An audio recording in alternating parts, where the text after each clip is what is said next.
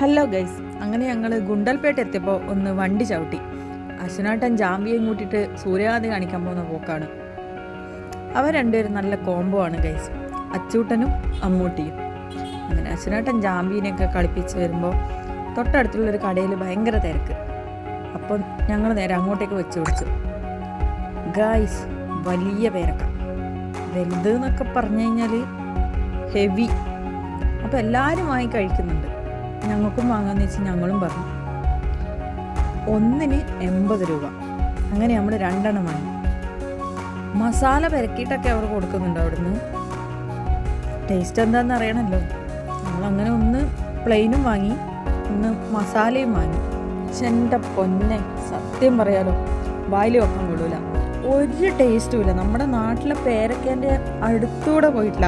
ഒരുമാതിരി വെള്ളം കയറിയ കണക്ക്. വെള്ളം കയറിയാൽ എങ്ങനെയാണ് ഉണ്ടാവുക, ആ ഒരു ടേസ്റ്റ് ആയിരുന്നു അത്. അപ്പോൾ നമ്മൾ പേരൊക്കെ വാങ്ങുമ്പോൾ അവരൊക്കെ കൂടി ഇപ്പുറത്തെ സൈഡിൽ നിന്ന് ഇളനീർ ഓടിക്കുന്നുണ്ടായിരുന്നു. അങ്ങനെ ഞങ്ങളും അങ്ങോട്ടേക്ക് പോയി.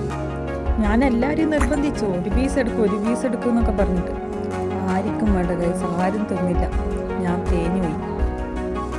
അങ്ങനെ ഞങ്ങളെല്ലാവരും കൂടി ഓരോ ഇളനീരൊക്കെ പറഞ്ഞു. അപ്പൂസ് മാക്കടിക്കുന്നുണ്ട്.